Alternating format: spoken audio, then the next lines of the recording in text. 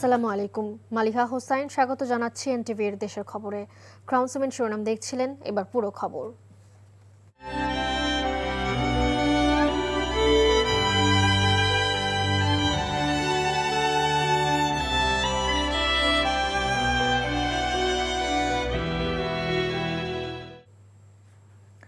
শহীদ ওসমান হাদির মরদেহ আজ দেশে আসছে। সন্ধ্যা ৬টার দিকে তার লাশ বহনকারী বিমানটি ঢাকায় অবতরণ করবে।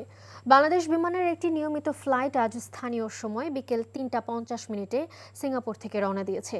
সন্ধ্যা ৬টায় বিমানটি হজরত শাহজালাল আন্তর্জাতিক বিমানবন্দরে অবতরণের কথা রয়েছে। শহীদ শরীফ ওসমান হাদির জানাজা কাল বাদ জোহর মানিক মিয়া অ্যাভিনিউয়ে অনুষ্ঠিত হবে। শনিবার একদিনের রাষ্ট্রীয় শোক ঘোষণা করেছে সরকার। গতকাল রাতে সিঙ্গাপুরের জেনারেল হাসপাতালে মাথায় গুলিবিদ্ধ হাদি চিকিৎসাধীন অবস্থায় ইন্তেকাল করেন।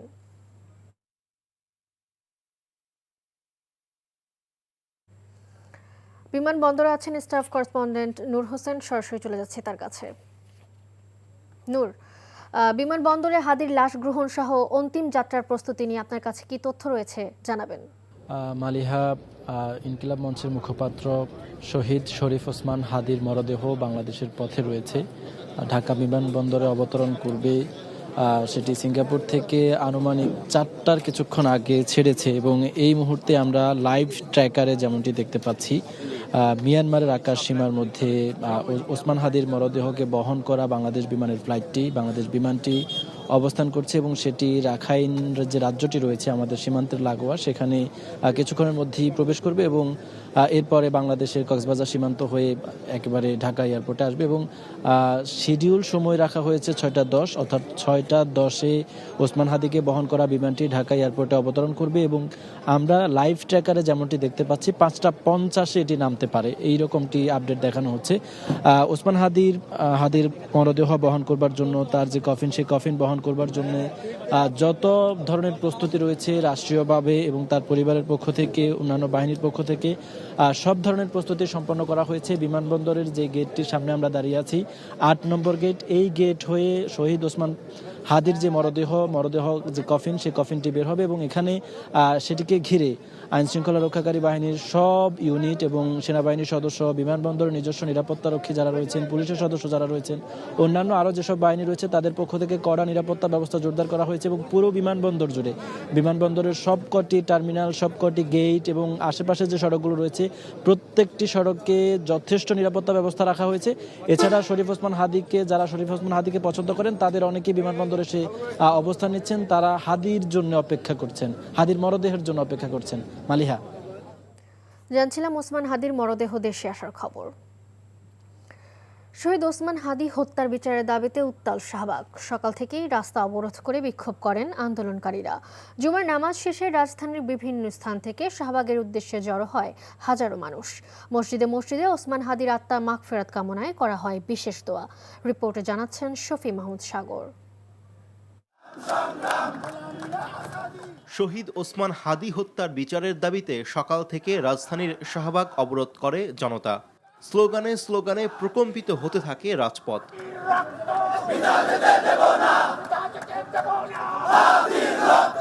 শাহবাগ চত্বরেই জুম্মার নামাজ আদায় করেন বিক্ষোভকারীরা। নামাজ শেষে ওসমান হাদি, আবরার ফাহাদ, আবু সাইদ সহ জুলাই অভ্যুত্থানে নিহত সবার রুহের মাগফিরাত কামনায় দোয়া করা হয়। আমি সারা রাত জেগেছিলাম, কখন আসবো। তারপরে ফজর নামাজ পড়ে আমি এখানে আসছি। সন্ধ্যার পরে হাদি ভাইয়ের লাশ আসবে দেশে, এরপরে একটা সিদ্ধান্ত হবে। সরকার কি সিদ্ধান্ত নেয় সেটা নিয়ে আমরা অপেক্ষায় আছি। আমরা দাবি ভারত থেকে তাদের ফিরিয়ে আনা, এনে তাদেরকে এই শাহবাগের চত্বরে ফাঁসি দেওয়া হোক। ওসমান হাদির জন্য বিশেষ দোয়া ও মোনাজাত করা হয় সকল মসজিদে। জুম্মার নামাজ শেষে জাতীয় মসজিদ বাইতুল মোকাররম থেকে বিক্ষোভ করেন মুসল্লিরা। আধিপত্যের বিরুদ্ধে কথা বলায় ওসমান হাদিকে মৃত্যুবরণ করতে হয়েছে উল্লেখ করে বক্তারা দেশ থেকে ভিনদেশি আধিপত্যবাদ নির্মূলের হুঁশিয়ারি দেন। আজকে আমাদের আধিপত্যবাদ বিরোধী আন্দোলনের মহানায়ক ওসমান হাদিকেও শহীদ করে দেওয়া হয়েছে। এই বিচার ব্যবস্থার কথা কি বলবো? সাগর রুনির হত্যাকাণ্ডের বিচার এখন পর্যন্ত হয় নাই, আলিফ হত্যাকাণ্ডের বিচার এখনো হয় নাই, বরিশালের নীরবের হত্যাকাণ্ডের বিচার এখনো হয় নাই, মাগুরার আসিয়ার দর্শনের হত্যাকাণ্ডের বিচার এখনো হয় নাই। হাদি ভাইয়ের বিচার হবে কিনা আল্লাহই ভালো জানে। বিক্ষোভ মিছিলটি বাইতুল মোকাররম থেকে বের হয়ে শাহবাগে অবস্থানরত বিক্ষোভকারীদের সাথে যোগ দেয়। রাজধানীর অন্যান্য এলাকা থেকেও বিক্ষোভ কর্মসূচিতে যোগ দেয় মানুষ। শফি মাহমুদ সাগর, এনটিভি নিউজ, ঢাকা।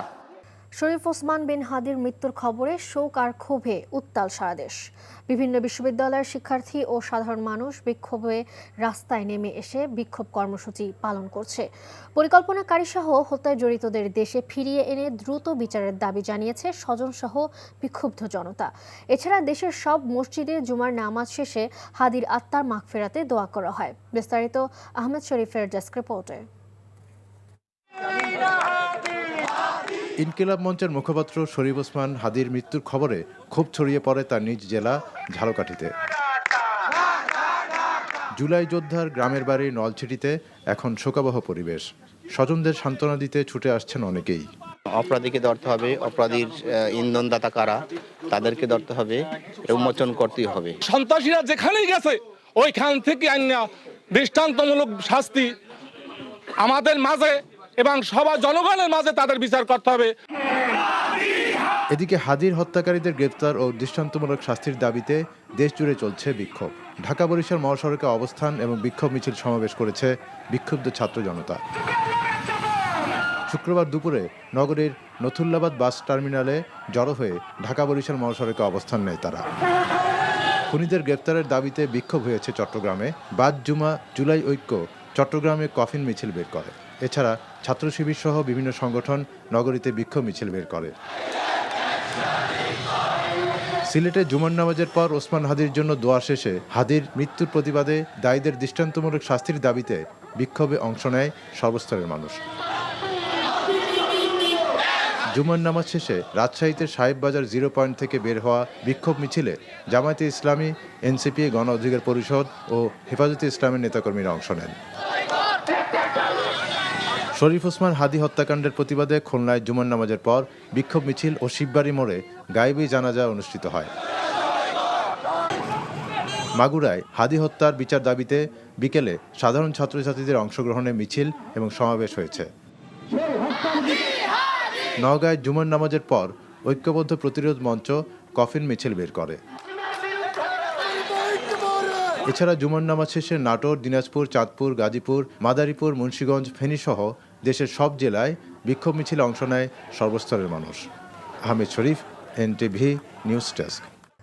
আগের তুলনায় বিএনপি চেয়ারপারসন বেগম খালেদা জিয়ার শারীরিক অবস্থার উন্নতি হয়েছে বলে জানিয়েছেন দলটির স্থায়ী কমিটির সদস্য ডক্টর AZM জাহিদ হোসেন।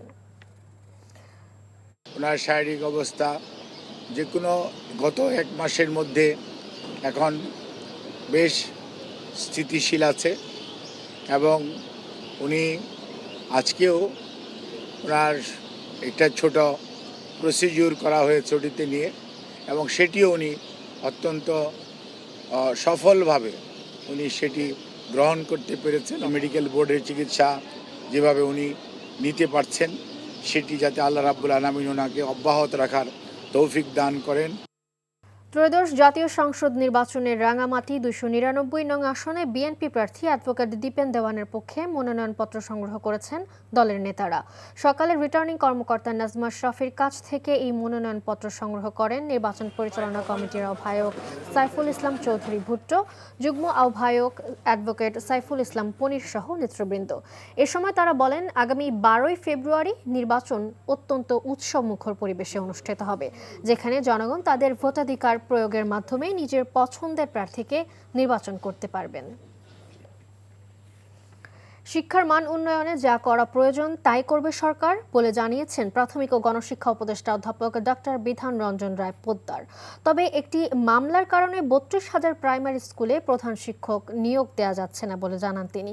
সকালে মৌলভীবাজার জেলা শিল্পকলা একাডেমির হলরুমে শিক্ষকদের সাথে প্রাথমিক শিক্ষার গুণগত মান উন্নয়নে শিক্ষা সংশ্লিষ্টদের সাথে মতবিনিময়কালে তিনি এসব কথা বলেন। অনুষ্ঠানে যুক্ত আলোচনায় জেলার বিভিন্ন উপজেলা থেকে আসা স্কুলের প্রধান শিক্ষকরা অংশ নেন। এই ছিল দেশের খবরে। এই খবরের ভিডিও সহ আপডেট জানতে ভিজিট করুন এনটিভি অনলাইন www.ntvbd.com। এছাড়াও এনটিভির জনপ্রিয় সব অনুষ্ঠান ও খবরের আপডেট জানতে ভিজিট করুন আমাদের ইউটিউব ও ভেরিফাইড ফেসবুক পেজ। 6টা ইভিনিং নিউজ দেখার আমন্ত্রণ রইল। ধন্যবাদ সবাইকে।